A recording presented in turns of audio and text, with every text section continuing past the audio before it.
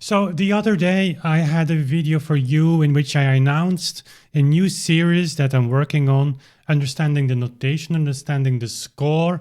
And I asked you to just, give me or share with me and our community the struggles, so to say, that you had in understanding the score, notation. You open the score and all these notes basically are staring at you.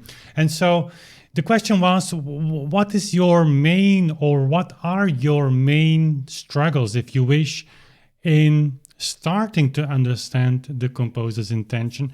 What did he had in mind? Why did he use the notation he actually used, at the end? So if you haven't seen that video, it will be in the description box.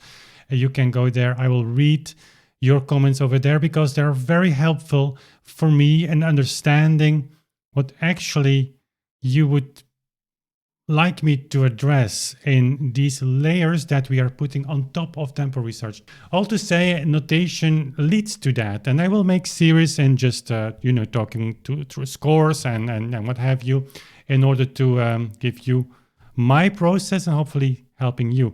But this video is actually about something similar and not similar. Maybe it's not so similar at first, but it's all tied together, of course. You open a score, and regardless of the notation, you want to practice the piece. What is your process? Do you find that difficult? Are there questions? Do you struggle in the sense that when you practice a piece and you think you play it rather well, you want to record it, or you're playing it in public or for friends, it doesn't matter. And then suddenly you see, there's a lot of things going wrong. What's wrong here? So am I too nervous? Did I not practice enough? Did I practice in the wrong way?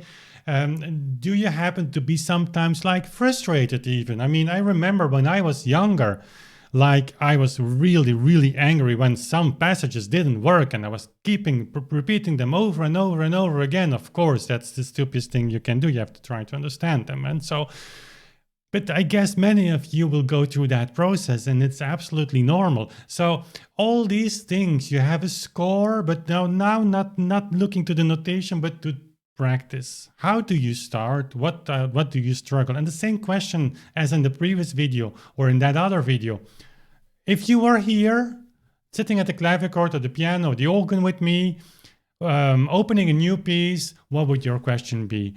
How would you like me to guide you through your practicing? And I'm not saying that I am always perfect when I practice. It's always super disciplined. Of course not. But when things need to be done in a short amount of time, then you realize that a kind of system in which that you apply in practicing new pieces, it actually works. And that's a new series as well that I want to build. A new series talking about practicing how to make it technically work. And I said it has all to do, of course, with tempo, because if you pick a much faster tempo, your practicing process will be different.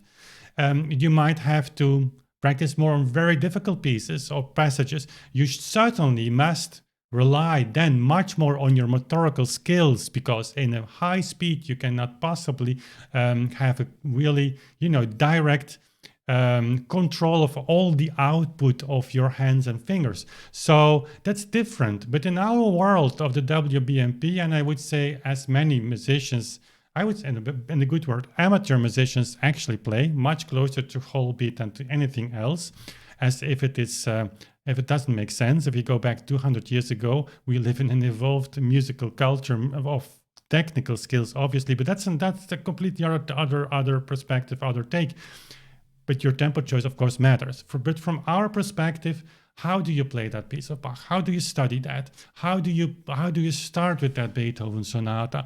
And guys, it doesn't matter if you are a beginner or an intermediate level player, or you going to a conservatory or whatever. It's for all of us the same thing. The pieces change, of course. You're not playing the Hammerklavier sonata, even not in whole beat, when you are on the level of starting with the inventions of Bach. Obviously not, but the system is the same. So share in the comments below all the struggles, all the questions you would have. I will take them. I have my own perspective, I would say. But I will break everything down that you share with me, and I'll come back with a new series and also some courses where we go more in detail, because sometimes there are just too many details, or actually the thing that I want to share or you should know is too detailed to share in a video. So a course is something that might help for that, but that's for a little later. I'm working on that.